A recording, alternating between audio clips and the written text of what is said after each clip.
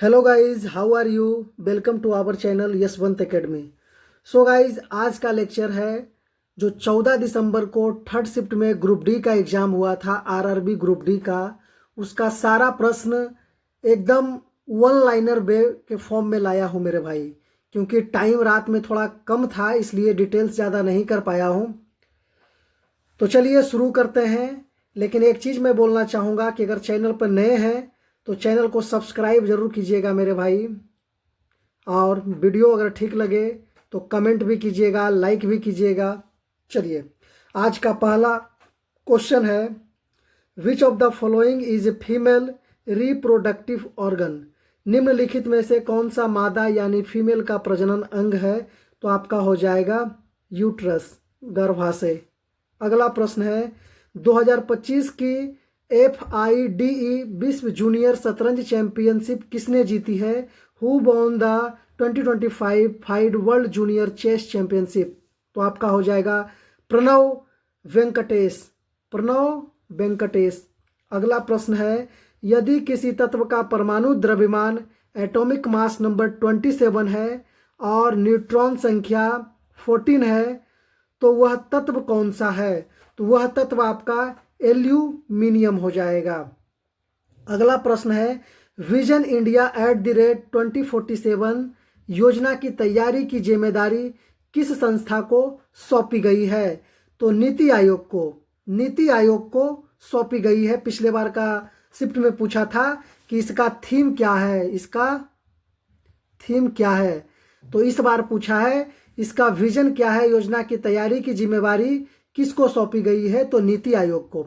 चलिए, अगला क्वेश्चन है, खो खो विश्व कप 2025 का पहला संस्करण कहाँ आयोजित किया गया था? Where was the first edition of the Kho Kho world cup 2025 held? तो आपका न्यू दिल्ली, इंडिया में किया गया था। चलिए, अगला प्रश्न है, जून 2025 में औद्योगिक विकास को बढ़ावा देने के लिए किस राज्य सरकार ने उद्योग क्रांति पहल शुरू करी है? Which state government launched the Udyog Kranti initiative in June 2025 to boost industrial development? तो आपका ये पंजाब गवर्नमेंट इस चीज़ को शुरू किया है। अगला प्रश्न जनवरी के करंट अफेयर्स से पूछा था कि जनवरी 2025 में राष्ट्रपति द्रौपदी मुर्मू द्वारा हॉकी खिलाड़ी हरमनप्रीत सिंह को कौन सा पुरस्कार दिया गया है? तो आपका मेजर ध्यानचंद पुरस्कार।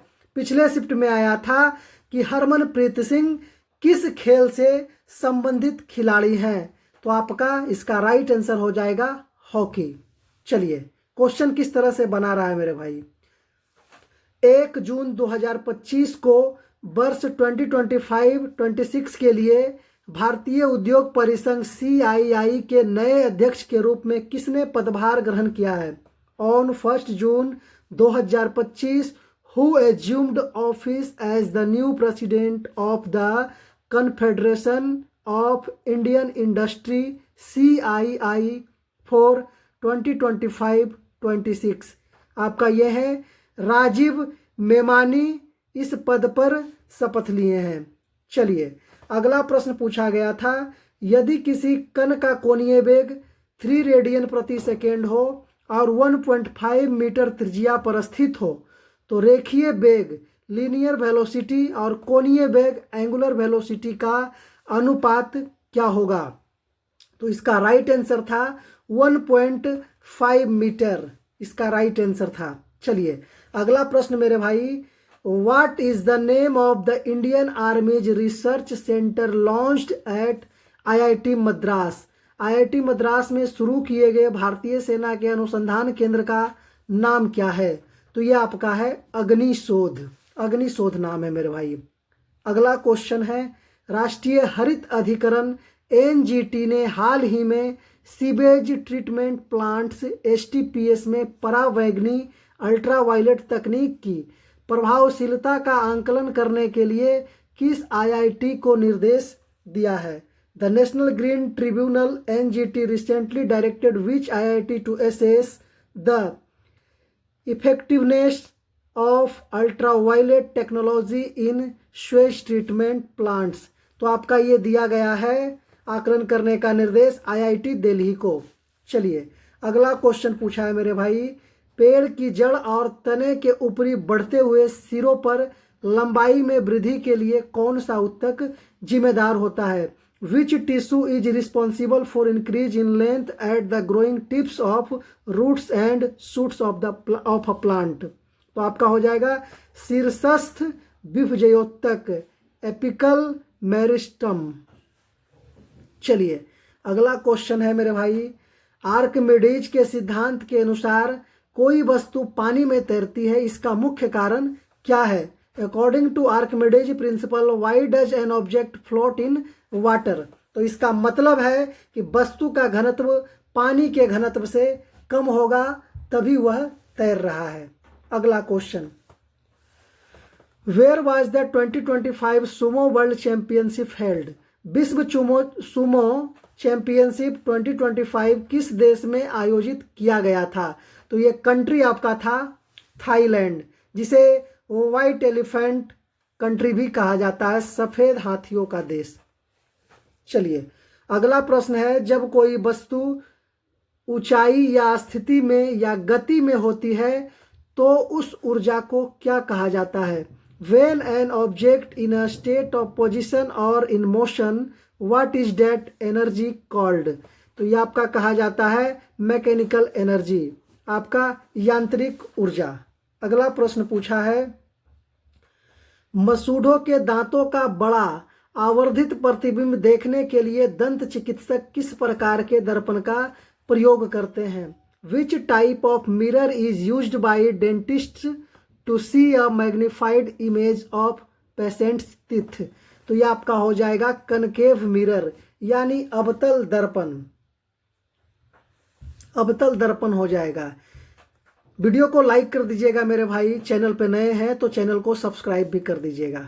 चलिए अगले प्रश्न की तरफ चलते हैं, जब आप किसी किताब को टेबल पर रखते हैं तो गुरुत्वाकर्षण बल किताब पर नीचे की ओर खींचता है और टेबल किताब पर ऊपर की ओर बल लगाती है, तो यह न्यूटन किस नियम का उदाहरण है? यह न्यूटन के किस नियम का उदाहरण है? तो यह आपका हो जाएगा न्यूटन के थर्ड नियम, थर्ड लॉ के हिसाब से हो जाएगा कि बल जो है किताब के नीचे की ओर खींचता है और टेबल किताब पर ऊपर की ओर बल लगाती है। अगला क्वेश्चन है, वक्फ, what can't be done under the Waqf Amendment 2025 until the woman gets her share? बोमीन। चलिए वक्फ अमेंडमेंट में 2025 के तहत जब तक महिला को उसका शेयर नहीं मिल जाता क्या नहीं किया जा सकता? तो इसका डिटेल से मेरे भाई जो इसमें ऑप्शन था आपको लगा देना था उस हिसाब से। वक्फ अमेंडमेंट 2025 के तहत जब तक किसी महिला मतलब पत्नी या विधवा या तलाकशुदा, तीनों हो सकती है, या अनाथ को उसके हिस्से की विरासत नहीं मिल जाती, तब तक कोई भी व्यक्ति अपनी संपत्ति को वक्फ के रूप में संपत्ति दान नहीं कर सकता। यानी उसे संपत्ति दान करने से पहले महिलाओं, अनाथों को उनका हिस्सा देना होगा। यह सुनिश्चित किया जाएगा कि उन्हें संपत्ति में उनके उचित हिस्से से वंचित न किया जाए, जिससे पारिवारिक यानी वक्फ अल औलाद में उनके अधिकारों की रक्षा हो सके और उन्हें संपत्ति से बेदखल किया न जा सके। जैसे एग्जाम्पल, यदि कोई व्यक्ति 10 बीघे जमीन वक्फ करना चाहता है तो उसे पहले अपनी बेटी, विधवा बहन, अनाथ भतीजे को उनका हिस्सा देना होगा, उसके बाद ही वह बची हुई जमीन को वक्फ कर पाएगा। तो ये तरह से था वक्फ अमेंडमेंट 2025 का जो था एक्ट।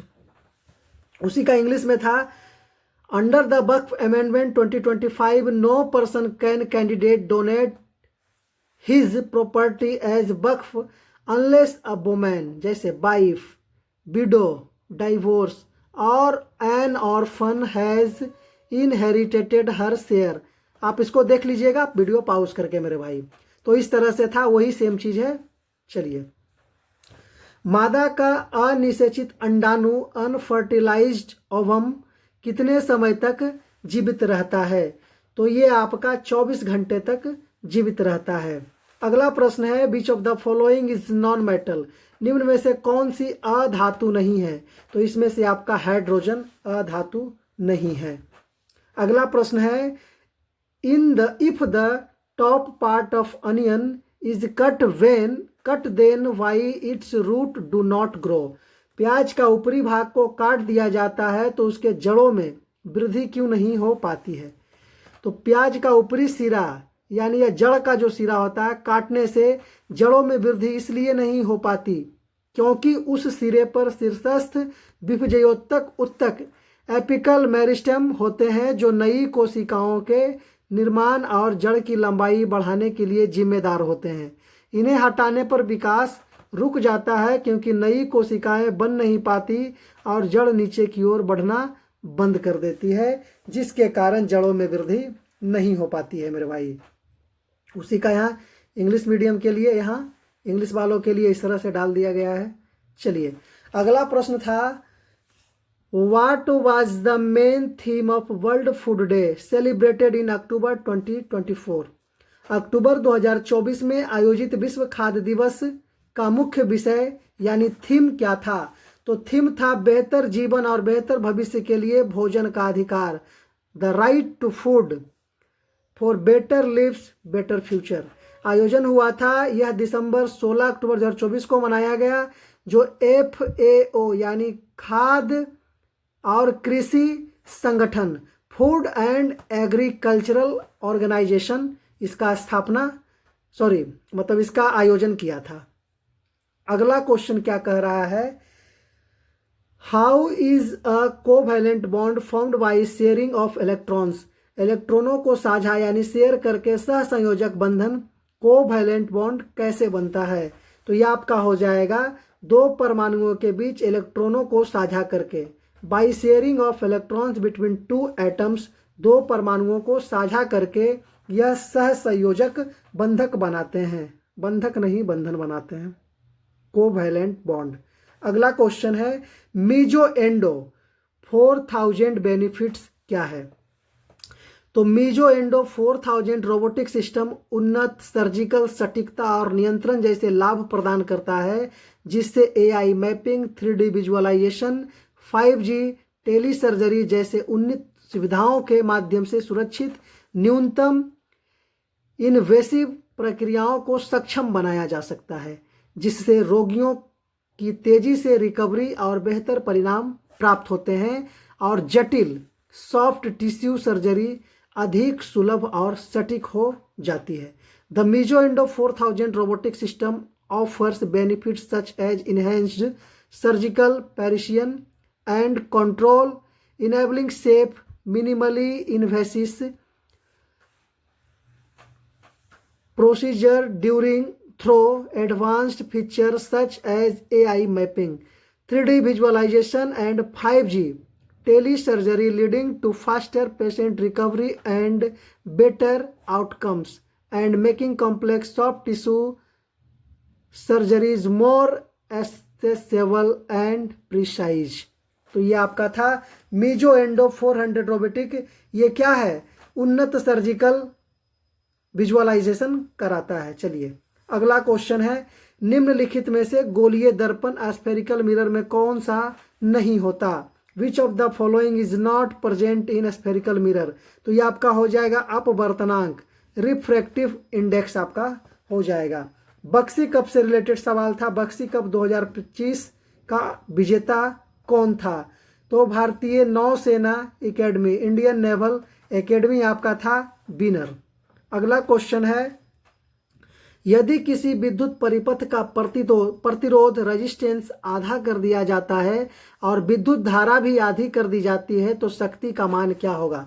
तो शक्ति 1/4 हो जाएगी, शक्ति 1/4 हो जाएगी। चलिए अगला प्रश्न है आपका, जून 2025 में भारतीय रिजर्व बैंक RBI ने 29,60,000 का जुर्माना किस पेमेंट्स बैंक पर लगाया? इन June 2025 on which payments bank did the reserve bank of India impose a fine of 29.60 lakh? तो फिनो पेमेंट बैंक्स लिमिटेड पर यह जुर्माना लगाया गया है। तो वीडियो बहुत कम टाइम में आप इसको रिवीजन भी कर सकते हैं मेरे भाई।